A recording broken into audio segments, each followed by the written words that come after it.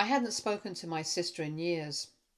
Our relationship was always tense, filled with unresolved arguments that somehow led to complete estrangement. I had accepted that we would never be close. Then, out of nowhere, I received a message from her inviting me to be a bridesmaid at her destination wedding. At first, I didn't know whether to laugh or cry. Her invitation felt like a trap.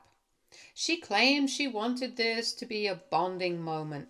She said that despite our past, I had always been her closest friend and insisted she had paid for my tickets and accommodation. I stared at the message for hours, unsure whether to accept or ignore it. Yet part of me wanted to believe her. Maybe this was a chance to reconnect and heal the distance between us. I hesitantly called her and she sounded sincere on the phone. She told me about the beautiful resort in the Caribbean, how everything was arranged and how much she wanted me there. She said I was her right-hand person for the wedding, her maid of honor in training, even though technically someone else held the title. It was flattering, and for a moment I allowed myself to hope that we could reconnect. The flight was long and my nerves were high the entire way. I kept thinking about what I had agreed to. I had borrowed money for the plane ticket, despite her promise to cover it. I told myself it would be worth it if I could finally rebuild my relationship with her. When I arrived at the resort, everything looked flawless. The white sand beaches, the turquoise water, and the perfectly arranged chairs for the ceremony felt like something out of a magazine. She greeted me with open arms, hugged me tightly, and expressed her happiness that I had made it. She insisted we catch up immediately. So we spent hours walking along the beach, talking about life, our past, and the years we missed. I felt a tentative warmth I hadn't felt in years. The rest of the day was filled with wedding preparations. She introduced me to the rest of the bridal party, all of whom were friendly and welcoming. Still, I couldn't shake the feeling that I was a little out of place. She pulled me aside multiple times, reminding me how much she appreciated my presence, saying this was the perfect opportunity for us to bond. She considered me more than a family member. She considered me her closest friend. By evening, I started to feel almost comfortable. She planned a pre-wedding dinner for the entire party and made sure I had a seat next to her. She shared stories about our childhood and made me laugh in ways I hadn't in years. I thought this was exactly what she had promised, a bonding moment, a chance to reconnect. I felt cautiously optimistic. The following day we had hair and makeup scheduled. While waiting in the resort salon, she chatted with her maid of honor. I organized small details, set up decorations, double-checked seating arrangements, and made sure everything was in order. I felt proud, thinking maybe this wedding could actually be a positive experience. Then came the evening before the wedding. I was walking back from checking a few last-minute details when my stomach dropped. Through the partially open door of her suite, I saw her fiance leaning against the wall, kissing her maid of honor. It was blatant and unmissable. My first instinct was to turn around and walk away, hoping it wasn't real. But I knew I couldn't. This was my sister. I had to protect her no matter how messy the situation was. I knocked on the door, and when they noticed me, her fiancé awkwardly tried to pull away. I didn't care about the drama in that moment. I stepped inside and told her I had seen everything and needed to inform my sister immediately. I found her that night pacing the beach. I told her what I had seen. I described the body language and how her fiancé had leaned into her maid of honor. I expected shock, perhaps disbelief, or even anger directed at me for being blunt. Instead, her reaction was immediate. She froze, stared at me for a long moment, and said she couldn't believe it. She couldn't believe he would do that to her on the eve of their wedding. We sat down and she cried, breaking my heart. She asked if I was sure, if I could swear I hadn't misread anything. I told her I was sure I hadn't misread a thing. Her mind raced, trying to process it, but I could see her trust in him shattering. By the end of the night, she had made her decision. She was cancelling the wedding. She was furious, hurt, and completely heartbroken. But she said she couldn't marry someone who had been unfaithful to her. I supported her decision, knowing this would devastate the guests and the bridal party. But she had every right to cancel. In that moment, I felt like I had done the right thing. I had protected her from humiliation in the long run. We talked late into the night about the situation, how he had betrayed her, and how people weren't always who they claimed to be. I felt proud of my honesty, even if it had been awkward and painful. Then the nightmare began. The next morning she woke me up early, saying she had to leave immediately to deal with family matters, travel arrangements, and cancelling everything officially. I packed quickly, thinking I would leave with her, assuming she would take care of me because that was what I had requested beforehand. But then she told me she had to leave separately, that she couldn't wait, and needed to get away from here first. I nodded, trusting her, believing she would send someone for me, or at least ensure I had money for the flight back. She smiled, hugged me tightly, and said she appreciated me more than I knew, that I had been a true friend. And then she left. Hours later, I realized she hadn't left any money for me, hadn't booked a flight, hadn't made arrangements for my return. My phone went unanswered, and I felt a creeping panic of being stranded in a foreign country with no resources. I barely had enough money for food and had no way to pay for a last-minute flight home. It hit me hard. She was trying to strand me. She was punishing me for interfering, or maybe for revealing the truth. Either way, I was stuck, alone, confused, hurt, and furious. I tried calling her, sending messages, begging for help, but nothing worked. Every text went unanswered. I felt completely powerless. The resort staff was sympathetic but couldn't help with flights or money. I had no choice but to figure out how to get home, scraping together cash, calling friends for help, trying to navigate an unfamiliar airport. I realized that all the bonding moments, all the promises she had made had been a lie.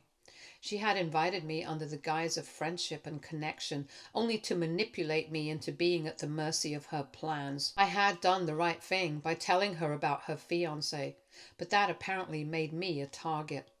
Now I wondered if she even wanted me here. Was she actually going to pay for the tickets if I hadn't covered my one-way expense? As I sat on the balcony that evening, staring out at the ocean, I felt a mix of betrayal, exhaustion, and anger. I had protected her. I had been honest. And yet here I was, stranded in a foreign country with no support.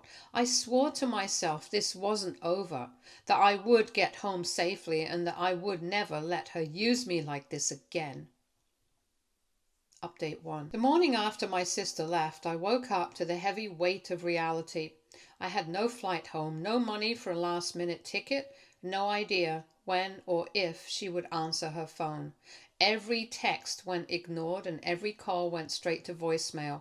Panic started to creep in, and I realized that the idyllic destination she had promised was now a cage. I went down to the resort's front desk again and explained my situation. They were sympathetic, even offering to let me stay a few days extra while I figured something out, but they couldn't help with travel funds or booking a last-minute flight. I think the only reason they offered was because her wedding broke down in such a way. I was grateful either way. My sister had left me completely on my own. I felt betrayed, disbelieving, and angry. She made it sound like everything was taken care of, that I was part of her wedding celebration, and now she was gone, leaving me stranded like an afterthought. I messaged her again, begging for help to get home. I reminded her I had supported her decision to cancel the wedding, that I had told her the truth about her fiance, and that I had done everything to protect her.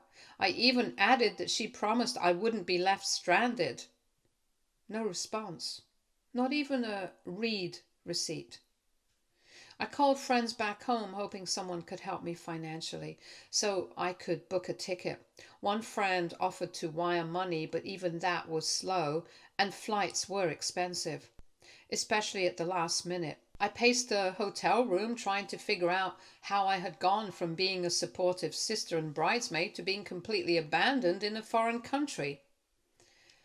The stress was getting to me. I had trusted her, believed her promises, and she had used that trust to manipulate me. I started replaying everything that had happened, the smiles, the compliments, the constant reassurance that this trip was also about bonding, and realized it had all been a setup. Her way of showing gratitude, of reconnecting, had been a lie. She was punishing me for telling her the truth about her fiance. By the afternoon, I had scraped together enough money to book a flight home, but it drained almost every dollar I had. I would have to skip future meals, avoid tipping, and cut corners just to make this happen. Even then, I knew I would be exhausted, stressed, and angry when I finally got home. Meanwhile, my sister's social media updates didn't help. She posted smiling photos on the beach talking about taking a little time for herself and tagged her friends from the bridal party. It felt like nothing had happened. Every post was a reminder that she had intentionally left me behind. When I finally booked a flight, I called her one last time, hoping she might at least acknowledge that she left me in a tough spot. She answered with a casual, almost dismissive tone. She said she was busy with family, that I would be fine, and that I could figure things out. I reminded her that she promised I wouldn't be stranded. She laughed lightly, saying I was overreacting, that it wasn't a big deal, and that I was making it one. I hung up, furious. The betrayal hurt more than I could express. I had protected her from embarrassment by telling her the truth about her fiance. Now she treated me like I had done something wrong. She used my loyalty against me, making me feel like the problem simply because I refused to lie to her. The flight was grueling. I felt anxious the whole time. Every minute was a test of my patience. By the time I landed, I was exhausted, stressed, and boiling with anger. Once I was home, I finally had space to think clearly. I realized how manipulative she had been, using her wedding and financial help to trap me in a situation where I had no control. I thought about confronting her to express my feelings of betrayal, but I knew it wouldn't give me closure. She thrived on drama. Any confrontation would only feed her need for control. I wish I could complain to our parents, but they're not here anymore. It was just so disappointing. Instead, I focused on practical steps. I made sure my finances were in order, set boundaries with her, and limited communication as much as I could. I knew she would try to contact me, probably to guilt trip me or twist the story to make herself the victim. I resolved not to engage. I had learned the hard way that she didn't see me as a sister or friend. She saw me as someone to manipulate, someone to use to reinforce her narrative. Over the next few days, I processed everything. I told a few close friends what had happened, leaving out the most personal details, but ensuring they understood how manipulative she had been. Their reactions were validating. They couldn't believe she had left me stranded after everything I had done for her. They reminded me that my actions had been right, that choosing honesty and loyalty over deceit was the right path, even if it cost me personally. I also realized something important. This wasn't just about the wedding. She had set up the whole situation to make me feel dependent and vulnerable, reminding me of the past to reinforce her power. And even though I had survived the ordeal, I knew I had to be careful in any future interactions. By the end of that week, I had regained some sense of normalcy. I was home, safe, and finally able to breathe without the constant worry of being stranded. But I knew the experience had left scars. I had been blindsided by someone I thought I could trust. I felt like a fool. I kept thinking about her fiance and his role in all of this. He had been unfaithful, yes, but he looked completely caught off guard by the truth. I wondered if he faced any consequences, or if my sister had confronted him or simply moved on. It was hard not to think about it. Deep down, I knew I would never let anyone, no matter how close they claimed to be, control or endanger me like that again. I returned home, but the anger and betrayal still clung to me. I started by documenting everything: flight receipts, texts, voicemails, screenshots of her ignoring me, and her social media posts celebrating her perfect getaway while I struggled. I wanted a clear record of her actions in case anyone questioned what happened. Then I reached out to the resort. I asked if they could confirm the payments she supposedly made for my ticket and accommodations. They verified that she hadn't booked anything for me. This confirmed my suspicion. She hadn't planned to support me at all. She had intentionally left me vulnerable. Next came the hardest part, deciding whether to confront her directly. I knew she would twist it to make herself the victim, but I couldn't let her continue unchecked. I drafted a calm, measured message explaining how her actions put me in a tough spot and how I expected an explanation and accountability. Her response was infuriating. She laughed it off, saying I was being overdramatic and taking things too far. She claimed she had handled everything perfectly and suggested I had ruined her wedding experience by telling her the truth about her fiance. I felt my blood boil. I realized she had no intention of admitting wrongdoing. She was only interested in controlling the narrative, making herself look good while painting me as the villain. That's when I decided to escalate. I began sharing the evidence I had collected with a few mutual friends and family members, carefully explaining what had actually happened without resorting to anger or exaggeration. Their reactions were immediate. People were shocked, some expressed anger at her manipulation, and others quietly distanced themselves from her drama. It felt validating to see that my perspective was recognized. I had a small sense of justice, knowing she couldn't manipulate everyone. I also contacted her fiance. I knew he was a cheater, but if she found out I had contacted him, she would be furious. Despite this, I couldn't shake the bitterness. I had gone out of my way to protect her from embarrassment, only to be abandoned and blamed for interfering. I realized that reconciliation was off the table. This wasn't about family, bonding, or weddings anymore. Then came a turning point. She tried to contact me again in person, claiming she wanted to talk and reconcile. I refused. I knew it was a trap. Any face-to-face interaction would give her the chance to manipulate me and potentially damage my credibility with others. I told her I wasn't available, that I needed distance, and that she needed to respect my boundaries. She didn't take it well. She spread rumors claiming I was dramatic, overreacting, and even questioned my loyalty. But because I had already shared my documentation with friends and family, her attempts at manipulation fell flat. People saw through the lies, and she couldn't control the narrative anymore. I felt satisfied for the first time in weeks. Over the next few weeks, I focused on work, my friendships, and self-care. I blocked her on social media to prevent further attempts at manipulation. I reached out to my sister-in-law and other mutual friends, ensuring they knew the truth. I didn't need to broadcast it widely. I just wanted to make sure my side was acknowledged. Occasionally, I thought about what might have happened if I hadn't intervened.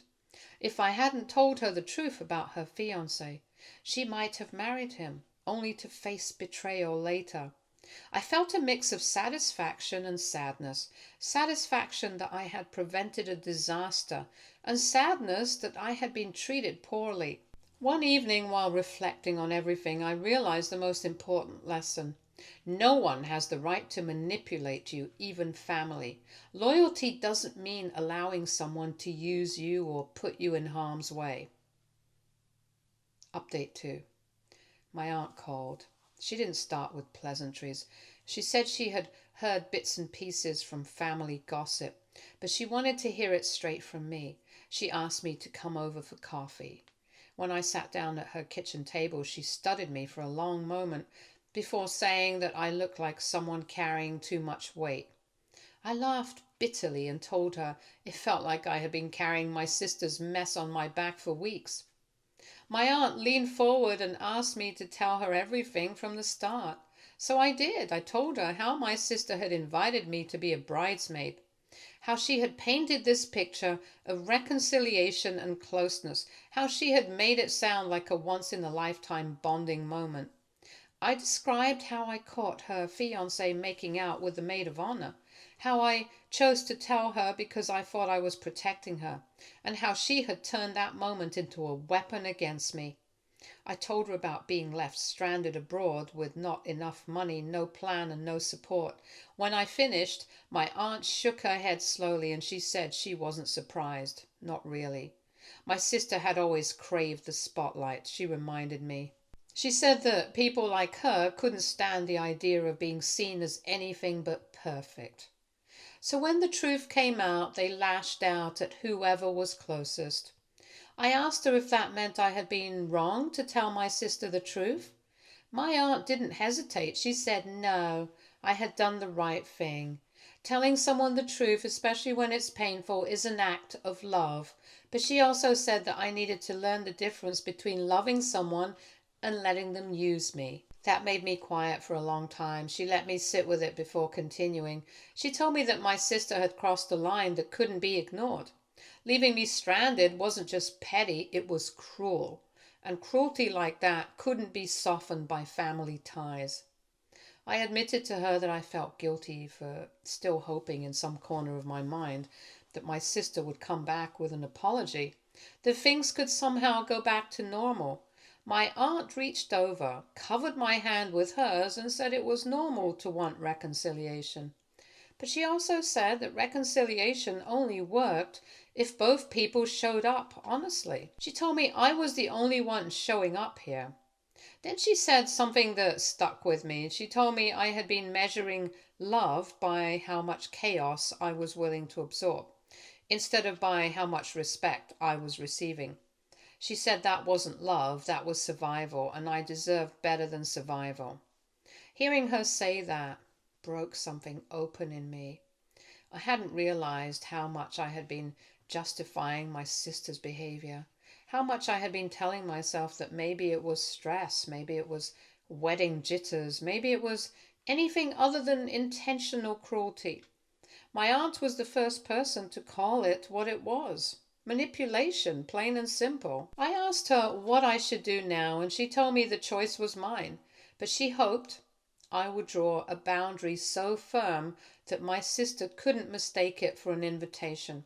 She said I could still love her from afar, wish her well, but that didn't mean I had to open the door to more chaos. We sat in silence for a while after that. I stared at my coffee, gone cold, and realized she was right. The victory wasn't in proving my sister wrong or exposing her lies. The victory was in stepping out of her games entirely. When I left my aunt's house that night, I felt lighter than I had in weeks. I didn't have all the answers, but I had clarity. My sister had shown me exactly who she was, and my aunt had helped me understand that I didn't need to keep offering myself up as a target just because we shared blood. For the first time, I felt like I wasn't waiting for my sister's next move. I wasn't bracing for her silence or her accusations. I was simply done. And in being done, I had finally reclaimed myself.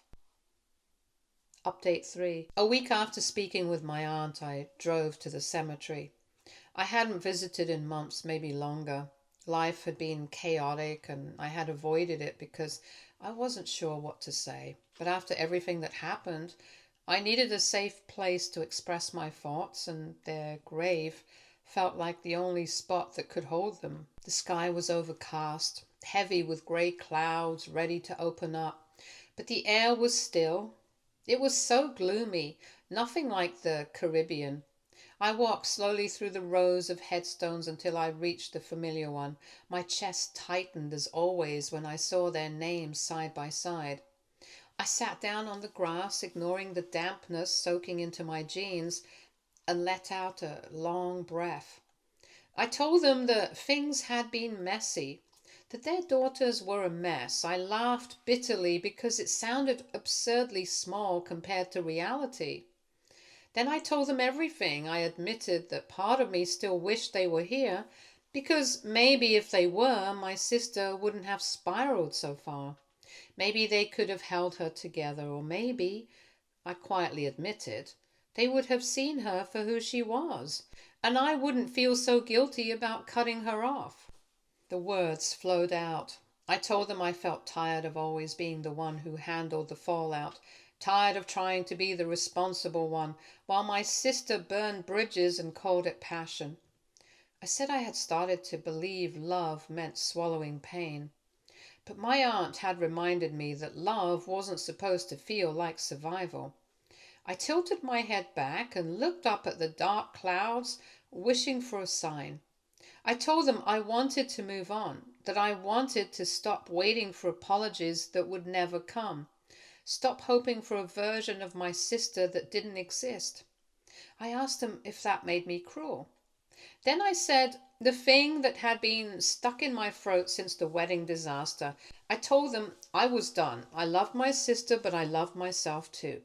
If protecting myself meant stepping away from her chaos, then that was what I was going to do. I promised them I wouldn't lose myself in her storm anymore. By the time I finished, the clouds broke and a light drizzle began to fall. I stayed seated, letting the rain hit my face, feeling like the earth itself was listening. I whispered that I missed them, that I wished I had their guidance, and that I hoped, wherever they were, they could see I was trying to do right by myself. When I finally stood up, the heaviness in my chest felt a little lighter. The cemetery was quiet, except for the sound of rain, but it didn't feel lonely. It felt like I had been heard, and that was enough. I walked back to my car, soaked. I felt like the chapter with my sister was closed, not because she had made it right, but because I had finally chosen to stop carrying her wrongs. Update 4. Losing my parents was the kind of wound that never really healed, even though years had passed. It wasn't some sudden accident, no dramatic twist of fate. It was slow, quiet, and cruel. My dad had been diagnosed with heart disease, and though he tried to change his lifestyle, it caught up to him sooner than anyone expected. Just when we were starting to get used to life without him, my mom was diagnosed with breast cancer. She fought hard, but it spread before anyone realized what was happening. Within a year, we had buried them both. That stretch of time was a blur of hospital visits, medical bills, and grief so heavy it felt like I was dragging it behind me everywhere I went. Through all of it, my sister and I were supposed to lean on each other. That's what people told us, that siblings either grow closer in the wake of tragedy or drift apart. We fell into the second category. She resented the fact that I was the one handling most of the logistics after Dad passed, then Mom. Funeral arrangements, estate matters, paperwork, and things she said were too much for her to face. I thought I was helping, but she later accused me of trying to take control of everything and acting like the responsible one while making her look weak. It created this deep crack between us that only widened with time. I'll admit I wasn't perfect. I did take charge because I thought someone had to, and truthfully, I didn't trust her to follow through. She had always been impulsive, a little scattered, while I was the one who kept things grounded. What I saw as me stepping up, she saw as me stepping over her. That resentment festered until we were barely talking, even though I tried to reach out after the funerals. The rest of the family didn't make things easier. Aunts and uncles whispered about how tragic it was that the two of us couldn't find common ground. Some cousins sided with her, saying I was too controlling, while others quietly told me they admired me for keeping everything together. It felt like I was standing in the middle of a battlefield where everyone had already chosen a side and I was left holding the responsibility without the support. By the time she invited me to her wedding, that old fracture between us hadn't healed. It had just been ignored. Stay tuned for more stories from our girl relationships.